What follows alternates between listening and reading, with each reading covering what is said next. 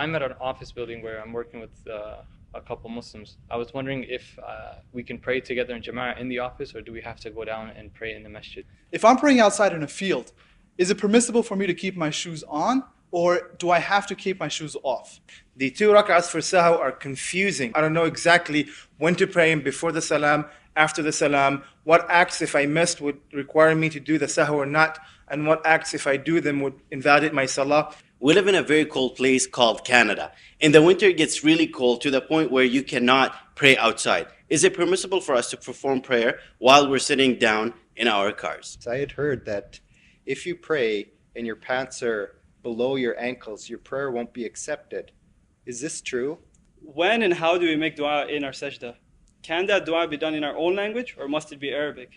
I work at a graveyard, and I was wondering, is it permissible for me to pray at the graveyard? Do you know that the very first question that a person would be asked about when standing before Allah Azza wa Jalla is their prayer?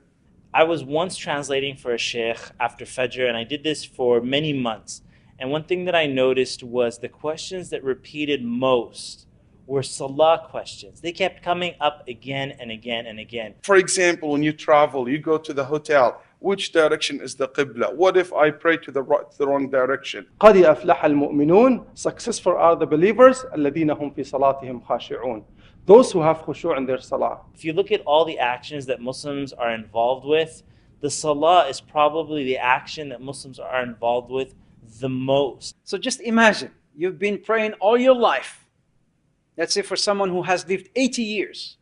He's been praying all his life for 80 years, and then he stands before Allah Azza wa Jalla to find out that those prayers that he prayed or she prayed were voided. Why? Because that person did not know how to perform his salah. We need to perfect our salah, which is a very special connection with Allah subhanahu wa ta'ala. It is the divine link. There's so many questions and issues that we need to know about the prayer that most of us Muslims may think that they are trivial, whereas they are the essence of our worship. You pray 5 times a day. The question revolving around that Salah is so much that normally people just get that information by asking their friends or maybe something that they learned from their parents. So don't miss this opportunity. We all would like our prayers to be accepted. How can we ensure that our salah is being accepted by Allah Azza wa Jalla?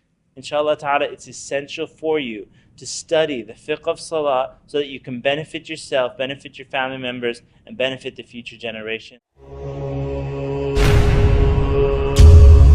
It's the single most important characteristic in our lives as a Muslim after the Shahada. It's the first thing we're going to be asked about by Allah subhanahu wa ta'ala upon Yawm al-Qiyamah.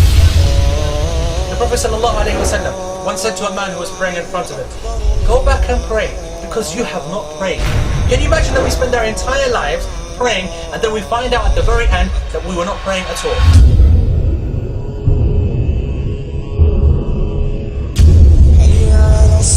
We're going to take Salah apart. We're going to look at every single aspect of it in detail, like what you've never seen before.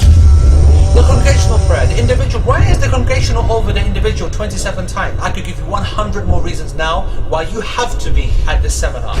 إن أحدكم إذا قام يصلي إنما يقوم يناجي ربه فلينظر كيف يناجيه. When any one of you stands to pray, he's secretly conversing with his Lord.